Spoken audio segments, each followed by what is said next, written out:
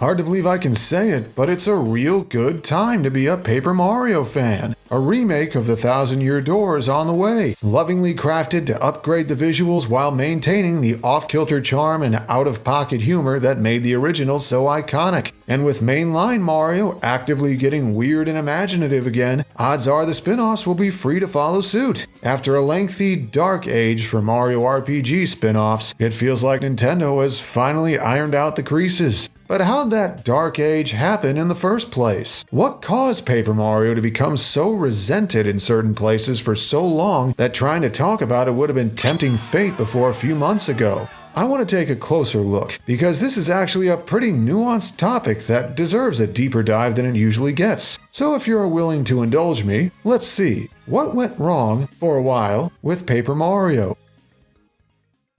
Let's begin at the very beginning. After the surprise success of the original Super Mario RPG, Nintendo wanted to develop their own in-house follow-up for the N64, with the work-in-progress title Super Mario RPG 2. As development went on, the system's limited power, and how primitive 3D graphics were back then, led them to try out a unique art style. Flat 2D characters in 3D environments. While originally called Mario Story in Japan, the game's paper-like aesthetics lent it an English title that went on to name the entire series, Paper Mario. Despite releasing late on an underselling system, it did well enough that a sequel was greenlit pretty quickly, which is why this is a whole series and not a one-off cult classic. But around the time that sequel finished up, another Mario RPG series came about. Mario and Luigi focused on the brothers working as a two-man team, with extra help sometimes, in wild, humorous adventures. Built for Nintendo's handhelds instead of their home consoles, the Mario and Luigi series started out fairly successful itself.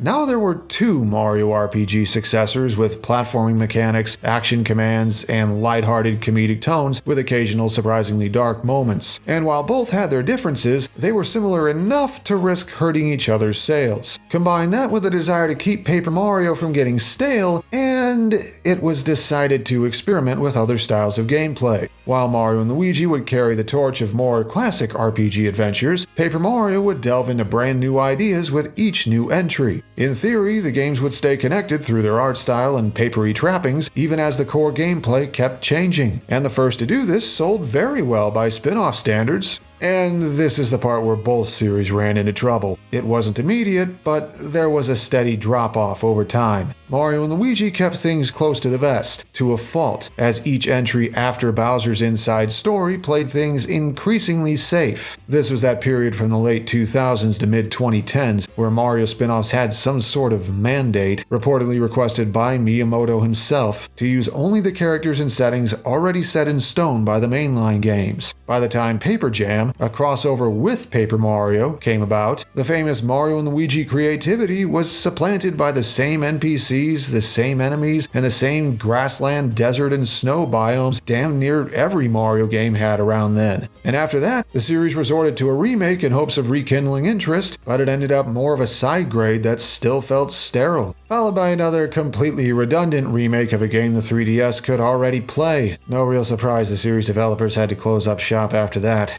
But what about Paper Mario? Well, it kept experimenting with new gameplay ideas according to plan, but every attempt after the first ran into trouble, while also getting shackled by the same Mario mandates, eroding away most of its own original characters and settings. Suddenly, the arts and crafts aesthetic that was meant to be the series' glue wasn't enough to carry interest as Nintendo's higher-ups had hoped. And so, these two series, counterparts and brothers to each other, both stumbled off course in their own ways. With one on hiatus and another off doing its own thing, nothing was left to scratch the itch of the many increasingly vocal fans who grew up on Mario RPG spin-offs, which led some to start resenting the games that, in their minds, existed in place of that. Now, let's go a step deeper. That game after Super Paper Mario? That's the one everyone and their cousin says is the point where Paper Mario fell off. But why? Entering development, the team at Intelligent Systems wanted the first handheld Paper Mario title to stand out. They chose stickers as a core theme, leading to an overhaul of the combat mechanics. At Miyamoto's insistence, they focused solely on characters and biomes that already existed in the Mario games, and de-emphasized story in favor of pure gameplay. There's your Mario mandates. Upon release, Paper Mario Sticker Star received generally positive reviews from critics, but fans were much more mixed about it. And the more time went on, the louder those fans got as more of the game's flaws were exposed. I'll try to keep this part brief because plenty of other videos have covered Sticker Star's many legitimate problems.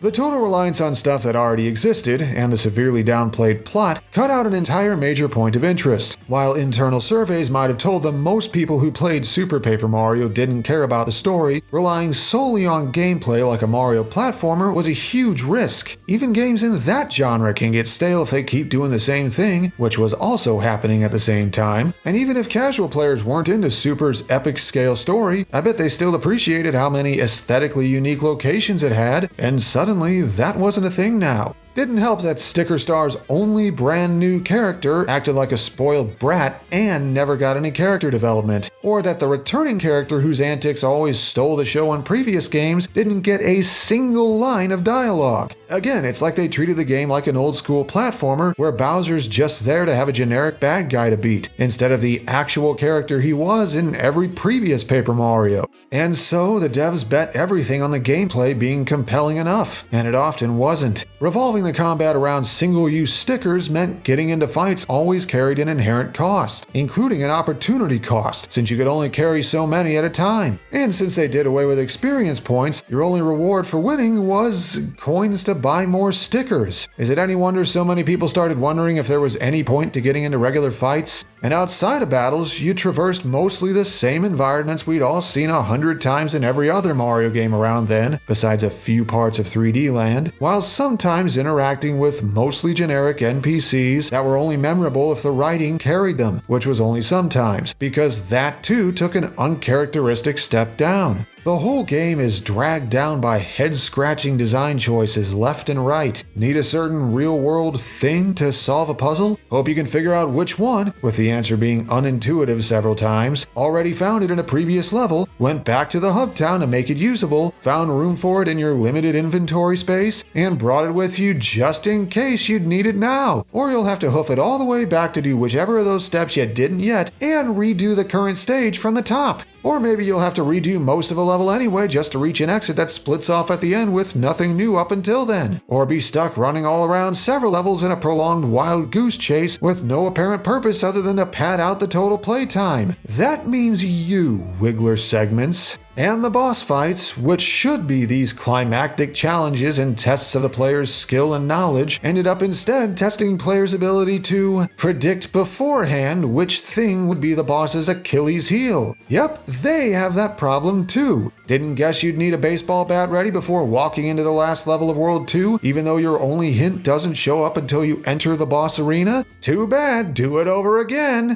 Okay, so much for keeping it brief. As you can see, Sticker Star has issues dragging it down. The combat doesn't click the way it used to, the overworlds have creative pitfalls left and right, and there are moments of genuinely bad design that hardly ever show up in core Nintendo games. And because they happened in Sticker Star, the game that already made so many controversial changes, all of the above was lumped together in fans' minds. The more it got lambasted online, the more of it was treated as if Sticker Star's cardinal sin was having the nerve to not be like the first two Paper Mario games, instead of all of the actual design flaws we just went over. Look, I'm not gonna defend Sticker Star. Cutting away so much of the extra fluff left little to enjoy that wasn't dragged down by the game's issues, because that extra fluff can help when done well. Fans didn't mind Super Paper Mario's shift from RPG with platformer elements to platformer with RPG elements, because its world building and story prop up gameplay that can sometimes be hit or miss.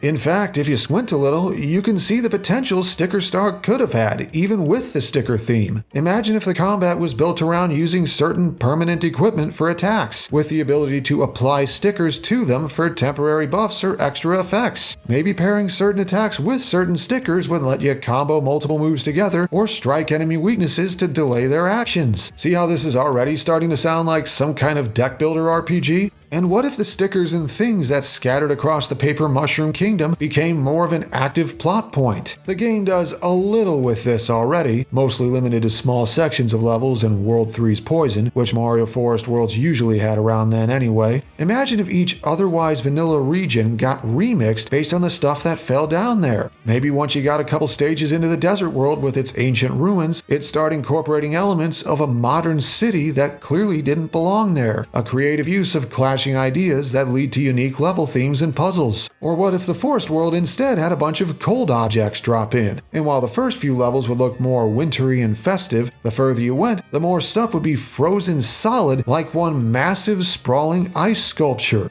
Mario would have to navigate these strange, hostile environments to claim the royal stickers that fell there before Bowser and his minions could. Sometimes you'd fight one of said minions while they tapped into the royal sticker's out-of-control power. Sometimes you'd get there first and have to take down a creature native to the area whose wish had been the source of the craziness. See the potential there? The premise was salvageable. It's a shame the execution left so much to be desired.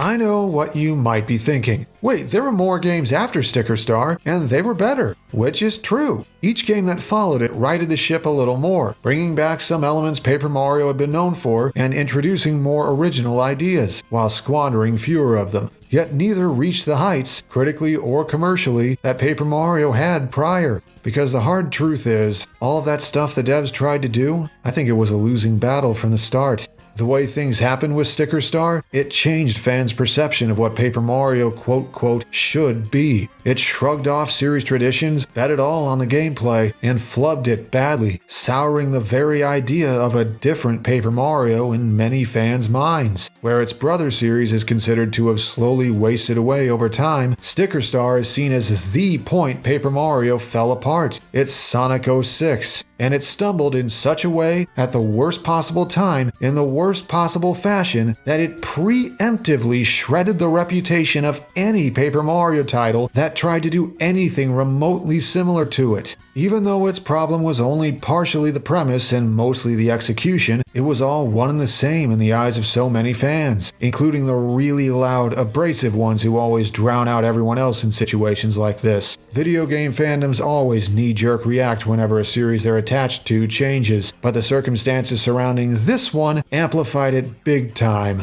Unfair? Yes, arguably. But truth is, Sticker Star's failures, both real and exaggerated, accidentally poisoned the well so badly that anything remotely similar to the game that left that poison was going to draw the same backlash no matter what. And the games, while fine, were not amazing enough to quell that backlash. Which makes things kind of tragic in hindsight with how Paper Mario Color Splash turned out. It took some time for the backlash towards Sticker Star to really get going, but a follow-up was greenlit almost right away, this time not because of success, but as part of a desperate attempt to save the Wii U from sinking. By the time Sticker Star had become such a point of contention, Color Splash was already well into development, so far in that it couldn't change its framework and combat without scrapping everything, starting over, and leaving the Wii U even worse off. To the devs' credit, they did their best to fix as many problems as they could within the framework they had. Color Splash's level designs are more visually interesting, the puzzles are less obtuse and don't punish players as often for not predicting what things they'll need, and the writing is back to being consistently memorable again. Yet because it painted in too close to that poison, which didn't even take effect until it was too late to cleanse completely, Color Splash was treated from the start as if it was desecrating Paper Mario's legacy even further.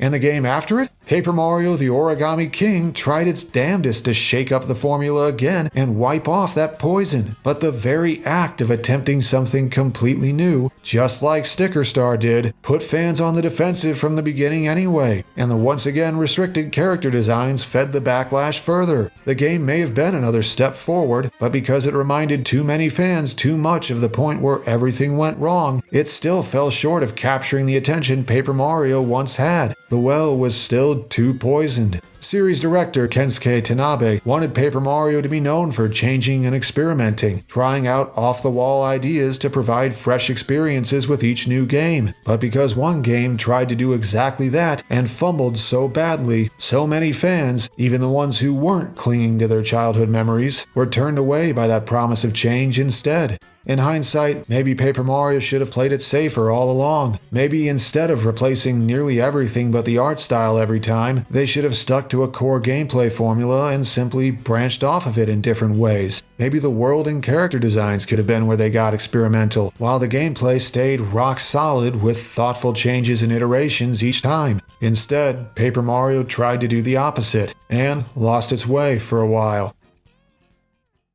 So that's what, I think, went wrong with Paper Mario. A desire to keep the series distinct from Mario & Luigi led to an experimental phase with very mixed results that left nothing to carry the torch both series had prior. Sticker Star's flawed gameplay, visual blandness, and many frustrating moments soured many fans on that experimental phase. And the sour taste it left in fans' mouths meant the games that came after were stuck behind the proverbial 8-ball from the start, the mere association leaving them unable to be judged on their own merits. At least reception toward Color Splash and the Origami King have turned around a little since. Seems like they're considered decent at worst now, and the stuff they do well actually gets acknowledged. This topic's easier to talk about now with a remake of an old-school Paper Mario on the way. Fans of that style don't have to worry anymore that it's been replaced with something they consider a cheap copy. It still makes me wonder though, is there a way forward that combines the best elements of both? Maybe the next Paper Mario after this could still be a quirky RPG with platformer elements, but with different experimental mechanics that augment the core gameplay, would give it a distinct identity and try to feel new and fresh while still attaching itself to the series' roots. If handled right, it'd stand out well even if Mario & Luigi also comes back, or if we get a true follow-up to Super Mario RPG after all these years. I can't believe a follow-up to that and a more even-keeled Paper Mario sequel both feel possible now.